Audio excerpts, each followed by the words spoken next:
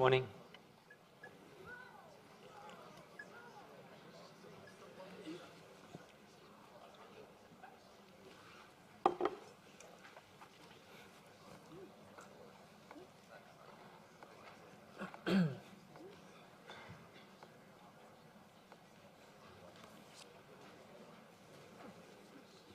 Okay, so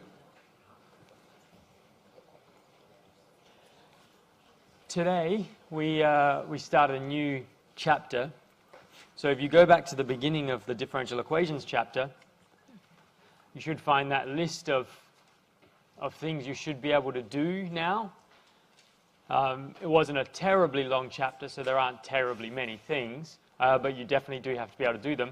This one here, right, what you'll notice, okay, is that A, this chapter has lots and lots of little subparts. B, if you look at the list of things you should be able to do, it's immense, right? I mean, it goes over the page. It's like 8 things or something. Okay, so there's quite a lot of stuff in this chapter. It's not, I don't know whether lots of you would have seen a lot of this before or whether maybe you've seen none of this before. It's sort of quite different from what we've been doing so far, okay? There's no calculus at all involved, okay, except for maybe at the very end when we start looking at curves, okay, in space. We'll do a little bit of calculus, but other than that, this is a pretty different topic, okay? So this falls under what I would call algebra, actually. Right? It's a type of algebra. And in fact, if you go on to do Maths 1A, Maths 1B, right, many of you will do that, those courses are actually split in 2 halves with 2 different lecturers, one teaching calculus and one teaching this kind of stuff, linear algebra, about vectors and so on. So what we're going to cover in the next couple of chapters, this chapter and the next chapter, is the start of what I would consider to be linear algebra. It's kind of the background you need for the algebra half of, say, Mathematics 1A. Whereas what we've been doing so far I would consider calculus, really. Well, certainly differential equations is. Okay, so what are we talking about? We're going to talk about vectors.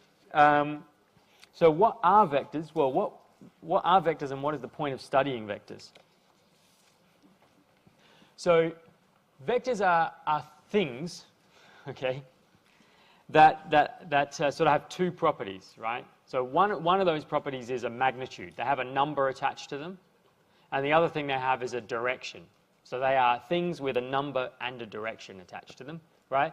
Whereas a number is just a number, right? It doesn't have a direction. Like the number 1 is just the number 1. And the number pi is just the number pi, right? Whereas a vector, you know, there are many vectors that have magnitude 1, right, or have the number 1 associated to them, but are still different vectors because they are in different directions. Okay, so we're really adding in really more dimensions to what we're thinking about, right? You can think of the number line as just a one-dimensional thing, right? It goes off negative numbers in this way, positive numbers in this direction, okay?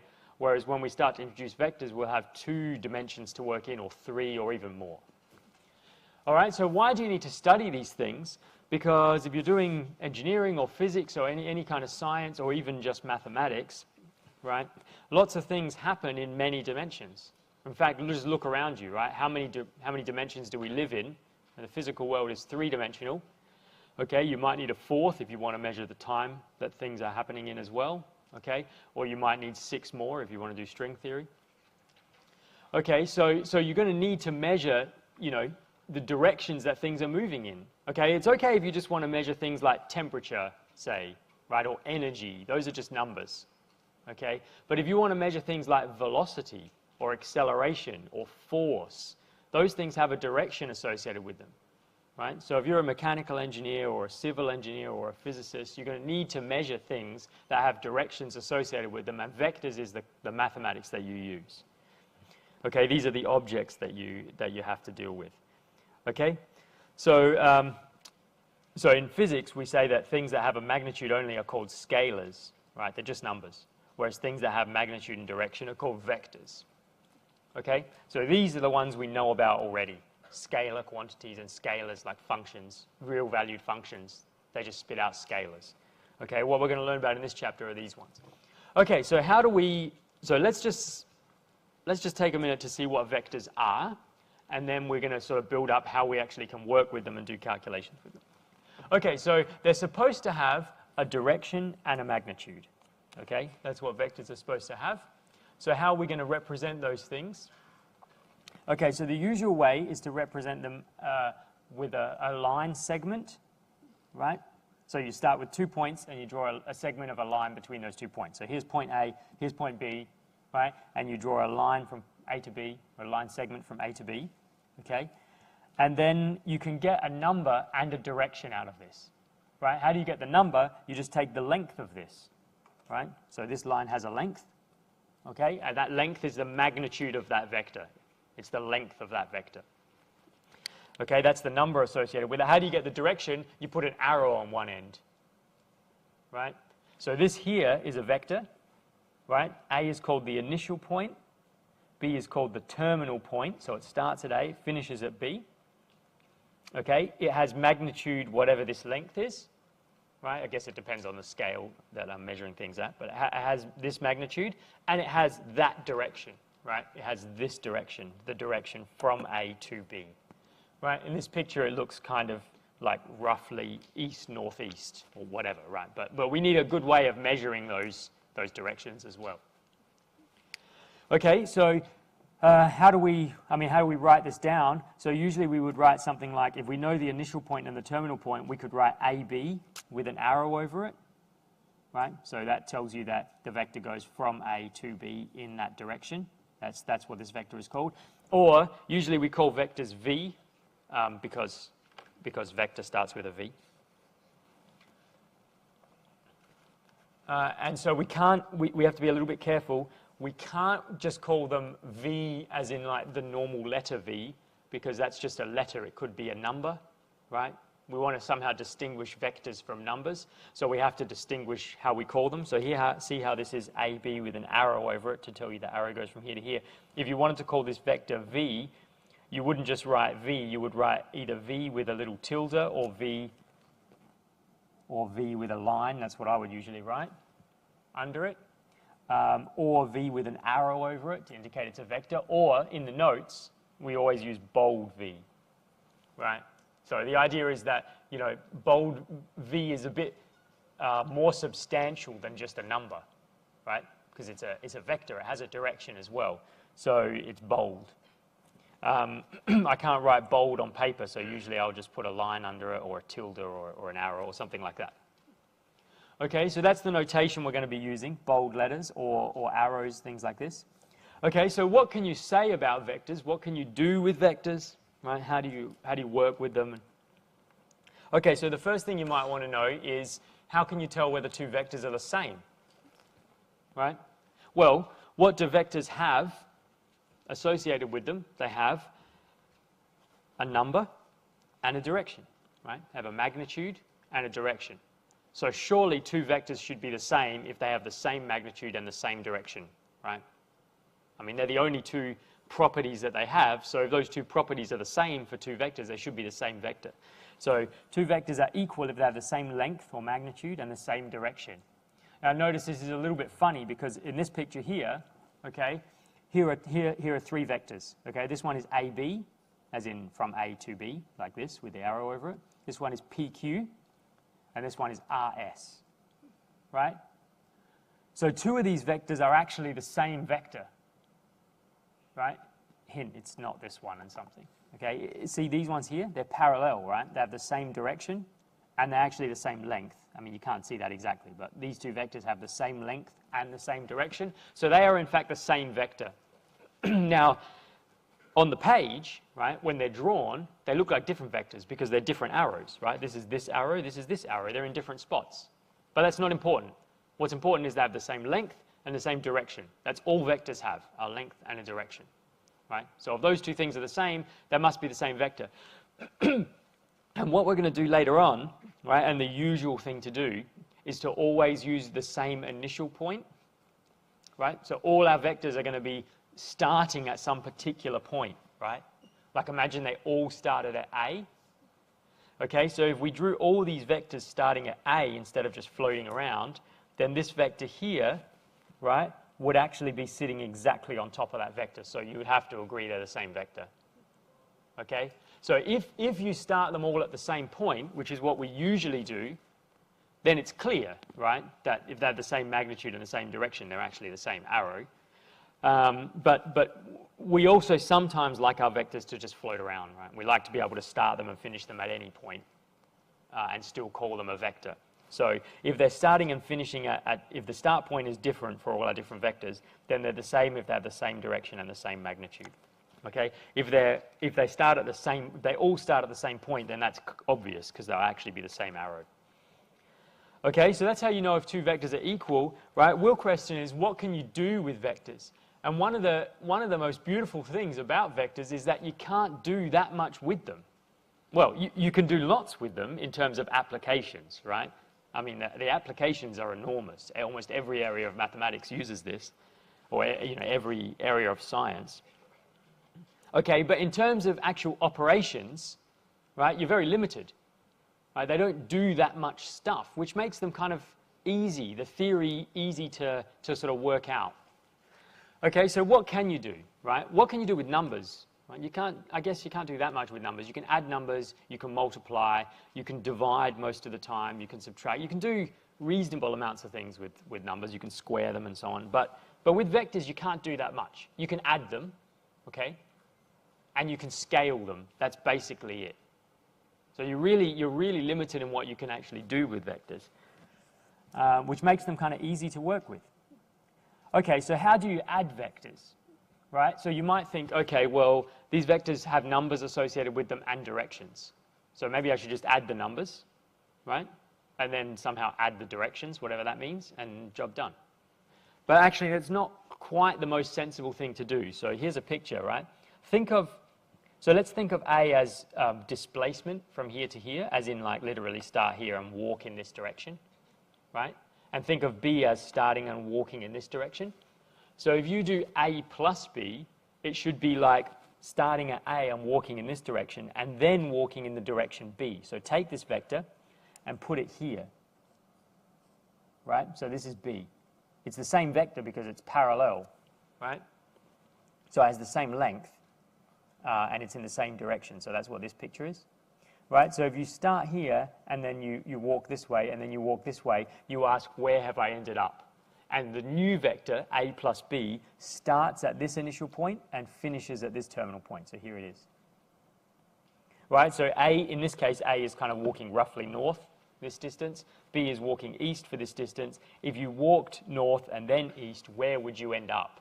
That's how you add vectors. So you use this tip-to-tail method, right? So you take the tail of B and you add it to the tip of A, right? You just kind of join it up, and then you go from the very beginning to the very end, right? So that's A plus B.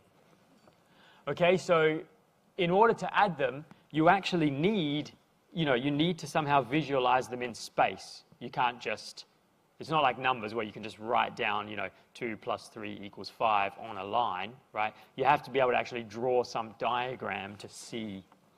Well, later on we'll see how to calculate this a little bit easier, but this is what's happening, okay? So, in fact, a couple of things to notice, right? I mean, this is how you add the directions, right? You sort of add this direction and this direction to get this direction, right? But you don't just add the lengths, right? This is a triangle. So this length here is not the sum of these lengths. Okay, so it's a little bit more complicated than just adding the numbers and somehow adding the directions. You have to do this thing here. So that's how you add them, right? That's one thing you can do with vectors. The other thing you can do is you can scale them, or you can multiply them by numbers, by scalars.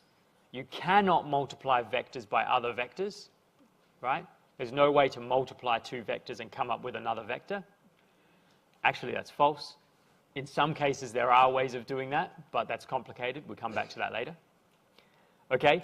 In general, right, if you just want to make a blanket statement about multiplying vectors, you cannot do it. Okay? You can only multiply them by scalars. So how do you do that?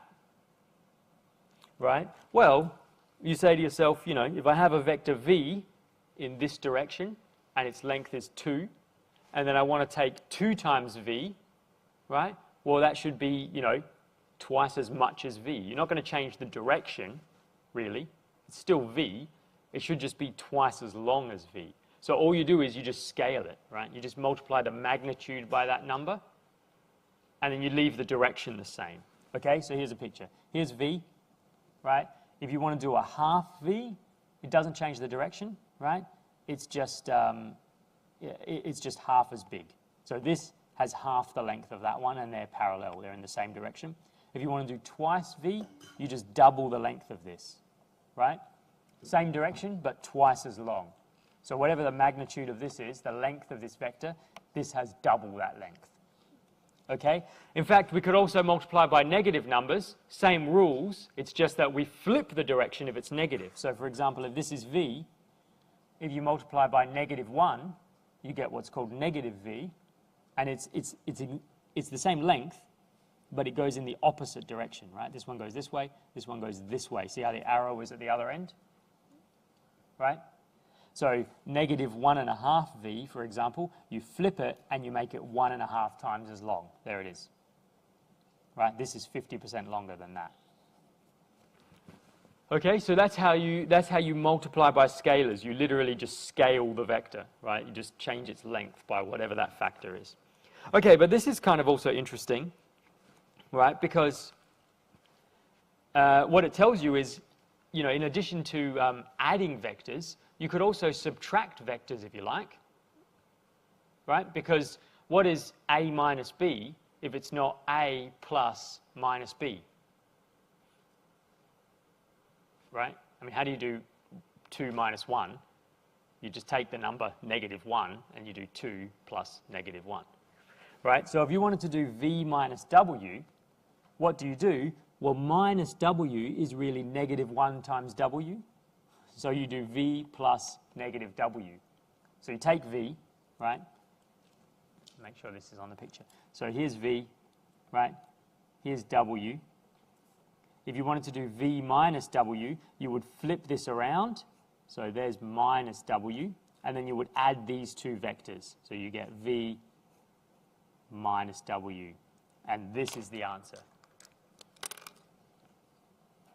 That vector.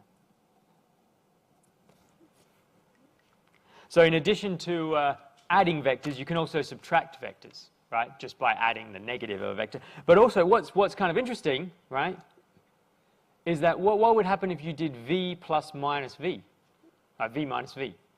In any sensible scheme, right, if this is a sensible theory in any way, that should somehow be 0, right? V minus v, it's got to be 0. And in fact, that's true, right? So v minus v is 0. But what is this 0, right? It's not the same as this 0. That's the number 0. This is a bold 0. This is the vector 0. Right, it's the 0 vector. It's not the same as the number 0. The number 0 is the number 0, right? It's the number that has the property that if you do 1 plus 0, you get 1. Or 2 plus 0, you get 2, right? Or whatever. Any number plus 0, you get that same number. But this can't be that number 0 because this is a vector. Adding vectors must give you another vector. Can't give you a number.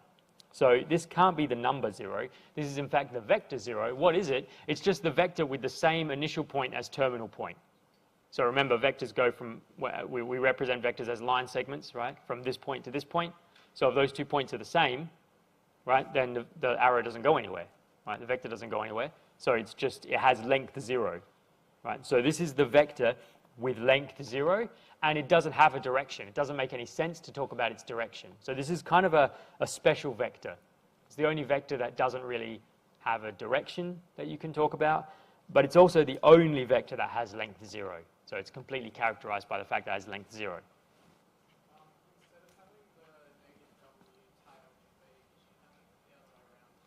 Yeah, right. So question.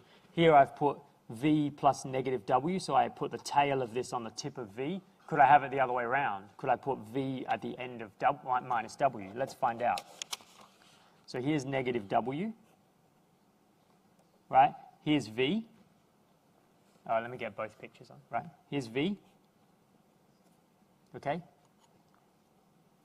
So there's this one here is that one. This one here is this one. And then let's draw the result, right? So from the start to the end, right? This is -w plus v. And see this, right? This vector this vector, they have the same length and are parallel, so they are the same vector, right?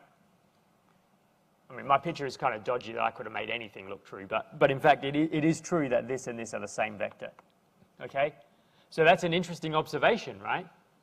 So how do you say this? Vector addition is commutative. And what does that statement mean? It means v plus w is w plus v. Doesn't matter about the order. If you add vectors, doesn't matter about the order. So that's an interesting point, right? We didn't know that before. So that's nice, right? If v plus w was not equal to w plus v, this would be a much more complicated situation, right? This would not be a first-year course if that were the case. This would be a second or third-year course. Okay, so in that way they don't differ from numbers. That's good. All right, so how do you get this zero vector? Here's a picture where you do v plus minus v, right? Go from the start to the end, you just end up at this same point. So that's the zero vector. Another way you could get the zero vector, or another calculation you could do where the answer is 0, is to take any vector v and multiply it by the number 0, right? Like 0 times v, that's going to be the zero vector. Right, so it doesn't matter what the v is. If you do 0 times v, you'll get the zero vector. This is the number 0. This is the vector 0. Okay. So there are some subtle points here to work out. Okay. So the zero vector does behave a little bit like the number 0. It's not the number 0. It's a vector. Okay, but it does the same things. If you do v plus 0, any vector plus the zero vector, you just get v back. If you do v minus v for any vector, you get 0. That's how numbers behave as well.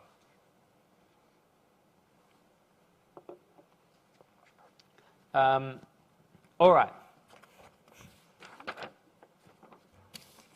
So let's see. What else did I want to say?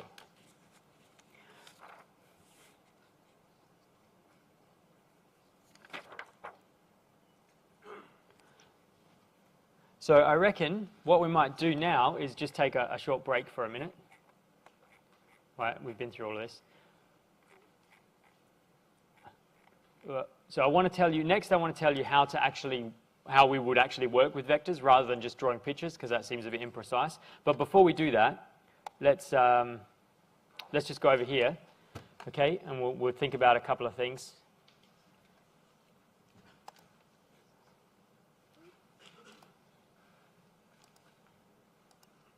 Oh, actually, okay, so this might be a little bit difficult to see because it's big. I have to zoom out. Okay, so here's one for you to try.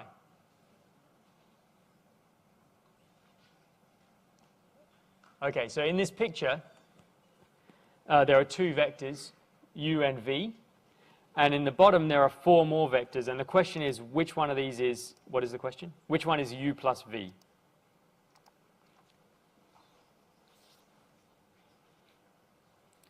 Okay, so there's u, there's v. Which one of these is u plus v?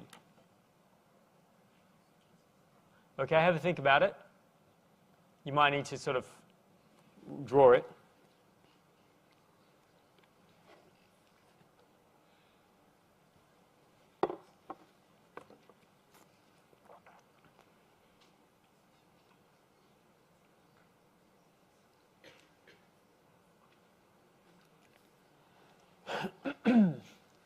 Don't talk about it. I want you to think about it. I'm going to let you talk about it in a minute.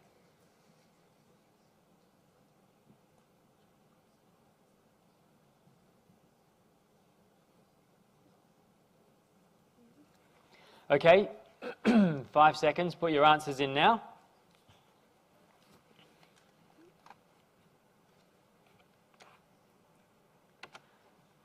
All right, let's have a look.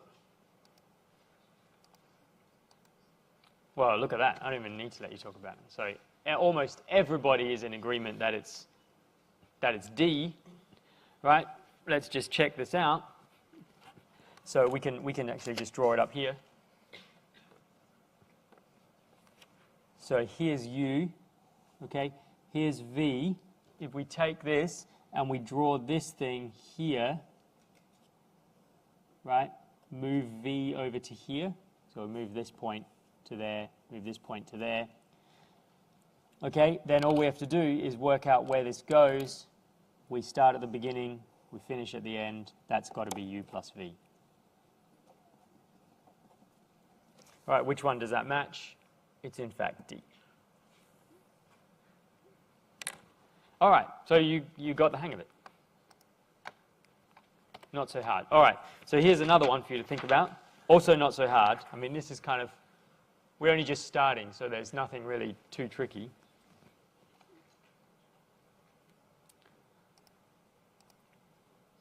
Okay. Here's a minute to think about this.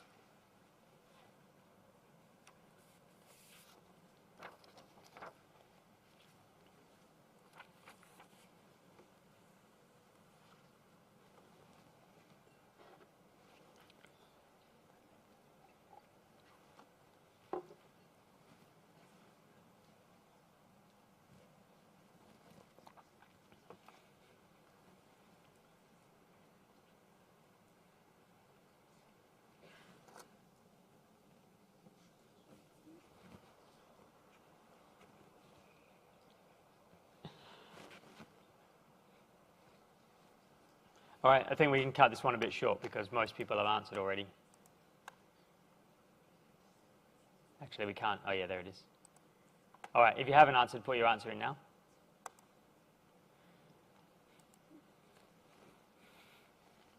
Okay, so most people thinking B.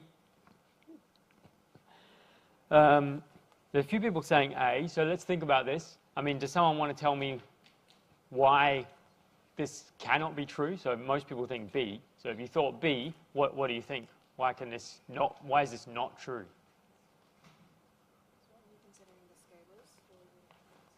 Right, so you're only considering the scalars and adding those together, but why does that not give you the right answer?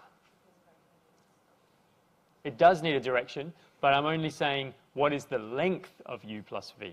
Is it that scalar? I mean, how would you work out the length?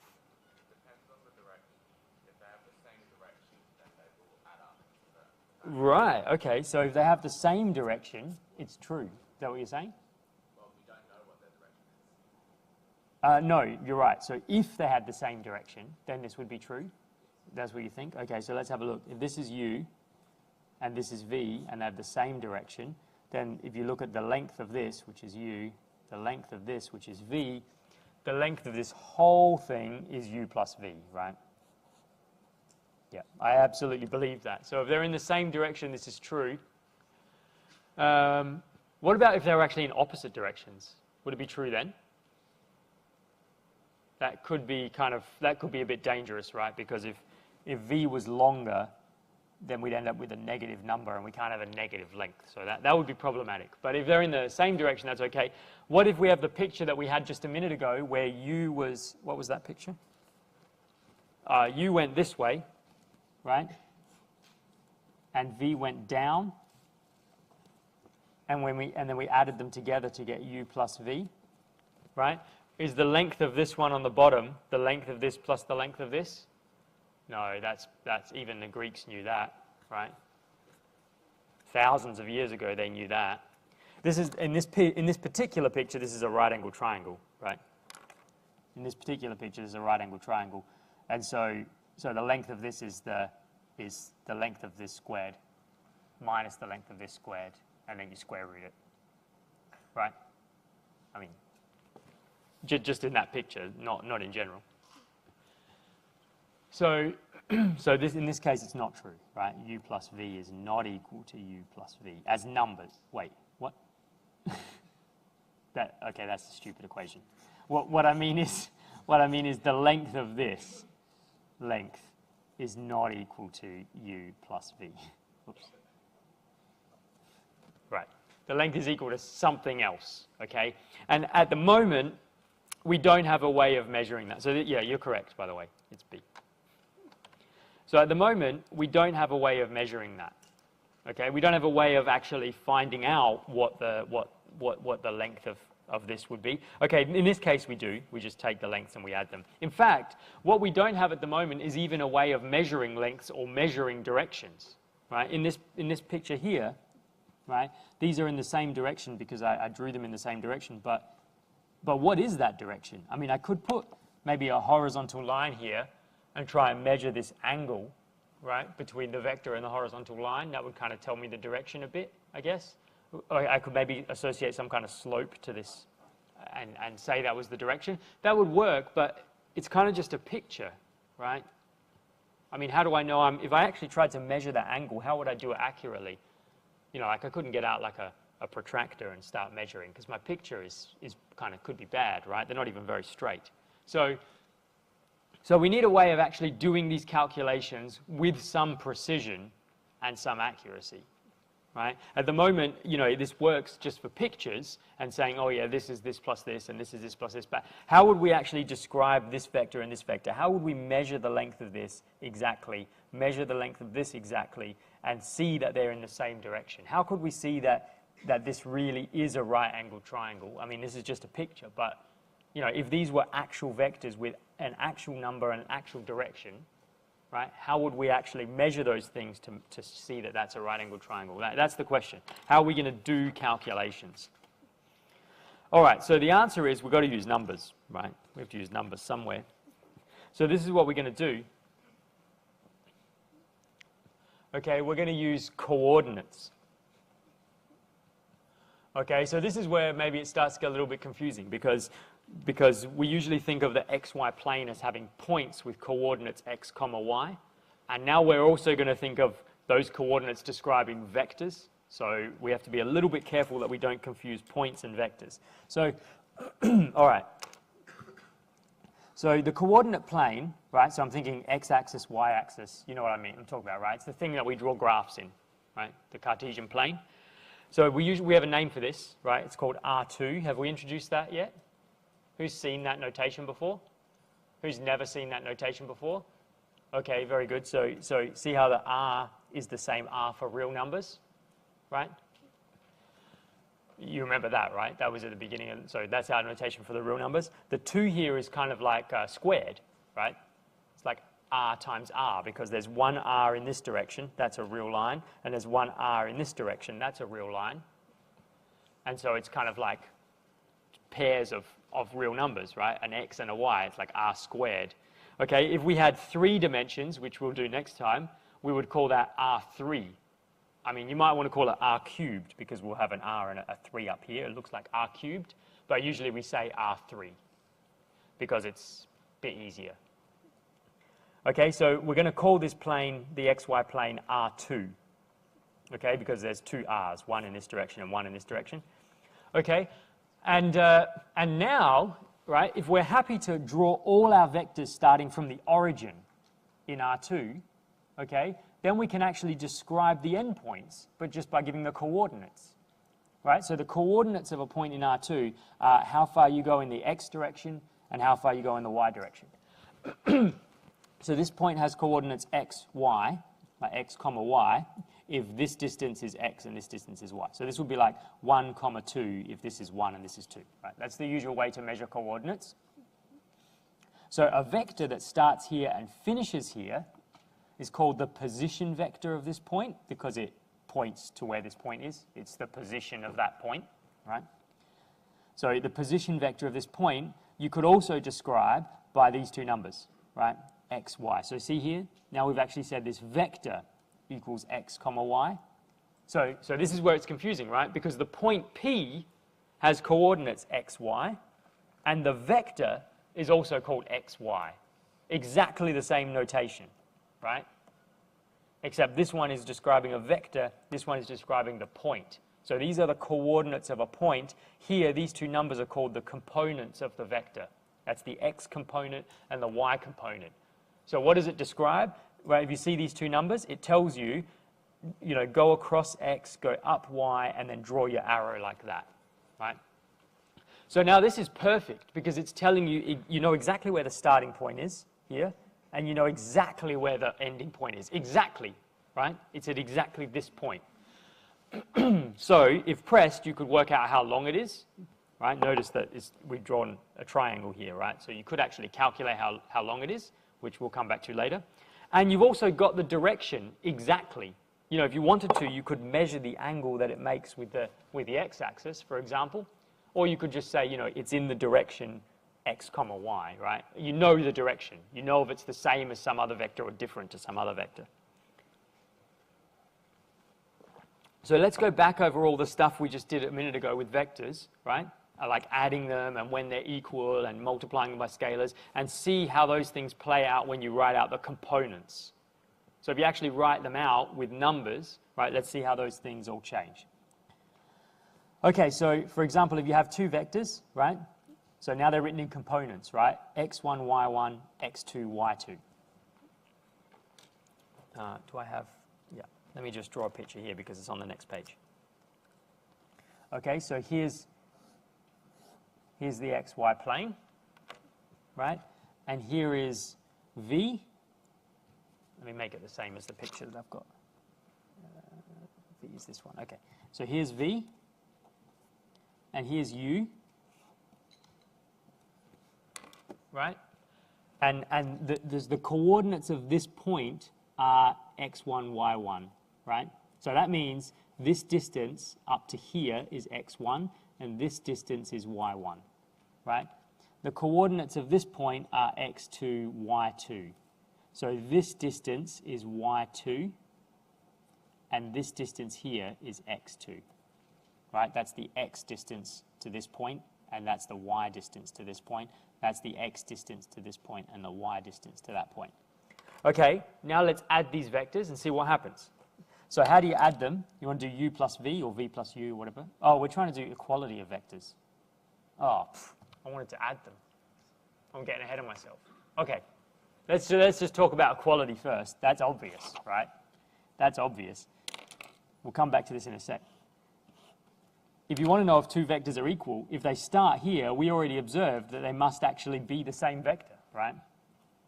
So if they finish at this point, right, if one vector finishes at this point, the only way to have a vector equal to that is to also have it finish at that point, right? There's nothing else to say. I mean, if you've got two vectors, v and u, written in components, then this number had better match that number, and this number had better match that number if they're going to be equal, right?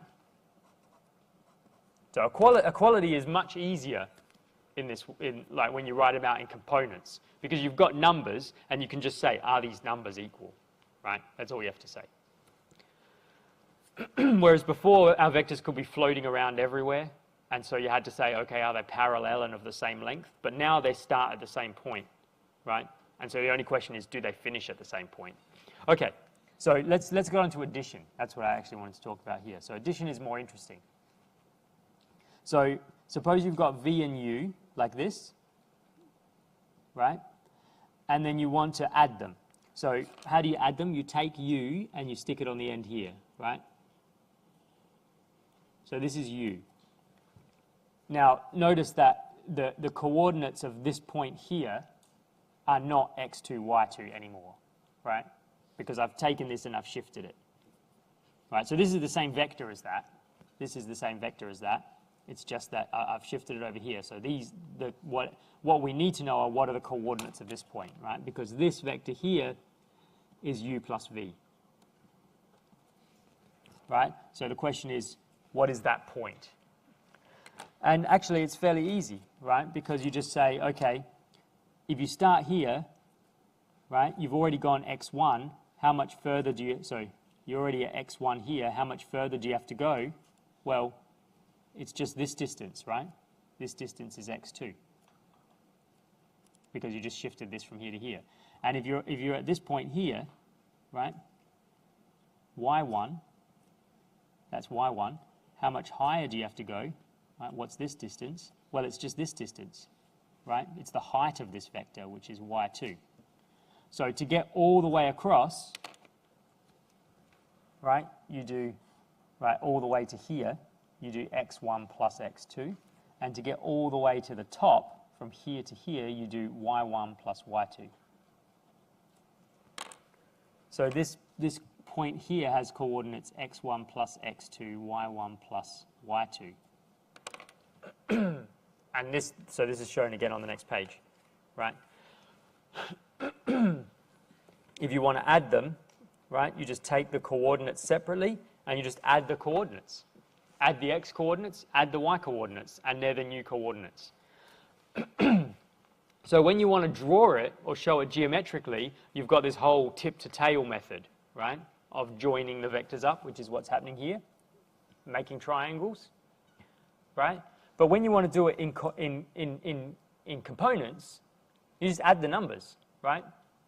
And there you go, that's precisely the new vector. Okay, similarly, how would you do multiplication by a scalar, right? Exactly the same thing. You say, okay, I start with a vector v, and the coordinates of this point are x1, y1, right? Let's say. So the components of this vector are x1, y1.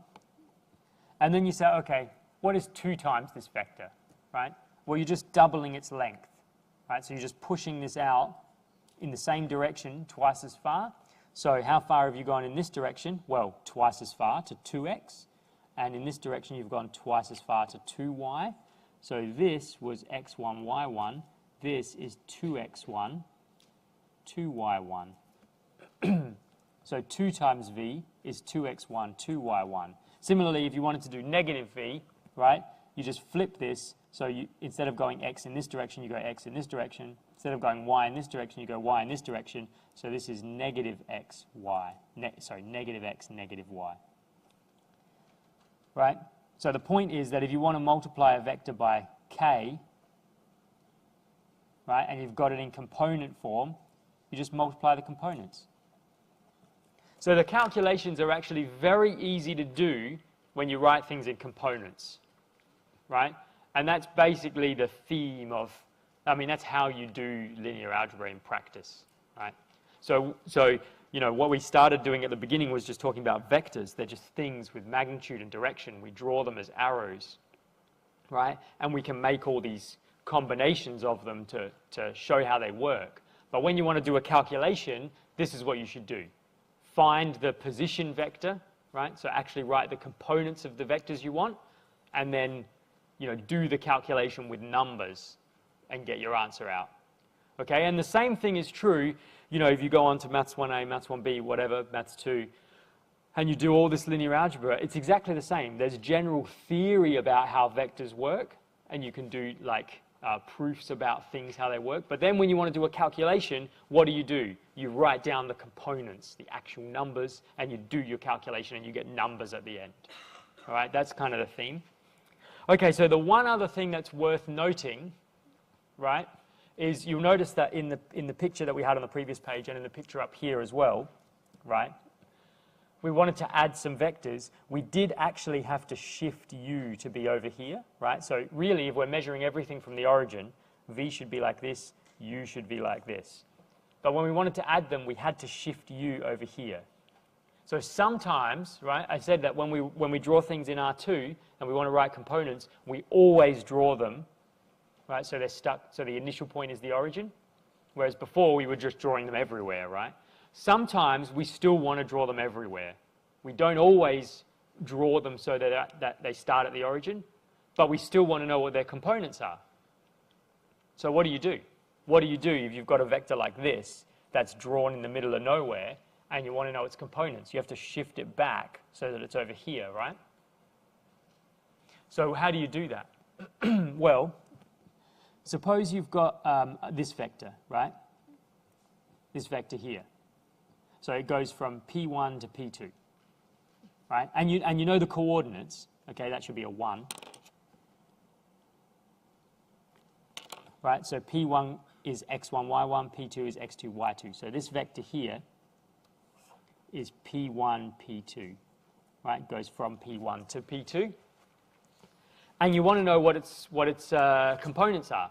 So really, you'd like to draw it at the origin, right? How do you do that? Well, here, what you can do is you can write vectors that go to the start and the end, and you can use those to work it out. So this vector here, right, is the origin to P1, OP1. It's the position vector of that point, right? This is OP2. It's the position vector of this point. You with me? So now what I want to do is I want to work out the components of this. So I know the components of this. This is just the coordinates of that vector, x1, y1. And I know the components of this, the coordinates of this vector, of this point, x2, y2. Right, so I know these two vectors. And now I could look at this a few different ways, right? I could say, well, if you look at this picture, it's saying that this plus this is equal to this, right?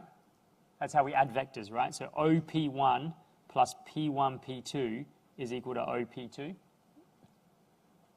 Or, right, another way to look at this is to say, remember we start at when we add vectors, we start at the beginning and we go right to the end. So another way to say this would be to say start here, go backwards and then up, right? So start here and do negative OP1 plus OP2, and that would give you this vector, right? So if you had negative OP1 plus OP2, right? That's this vector here. Oh wait, sorry, I didn't draw that long enough. Right, I'm trying to draw this picture again. Right? This is negative OP1 plus OP2. Or it's equal to OP2 minus OP1.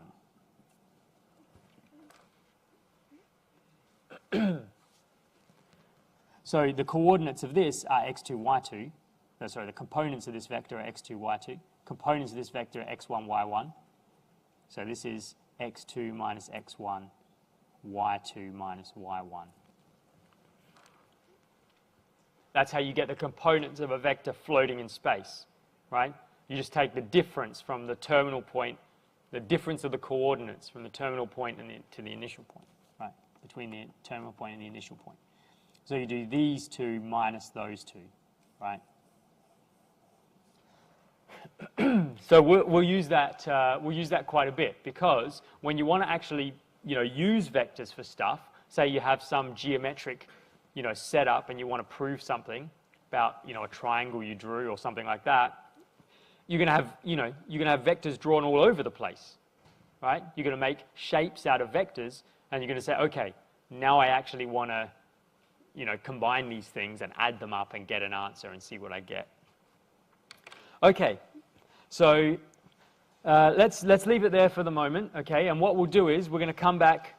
So we're going to come back tomorrow and we're going to do student exercises, okay, from the week and also from today as well, okay? So covering vectors and also some differential equations.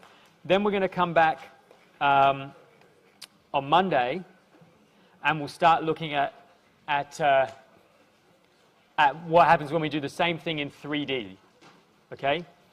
So this has all been just in a plane, but we can also do the same thing in space, right? And we'll have x, y, and z coordinates to describe things. Okay, and that's when it starts to get interesting. All right, see you tomorrow. Oh, don't forget to vote for which student exercises you want to see. Okay, that will be available very shortly. In fact, it'll be available right now.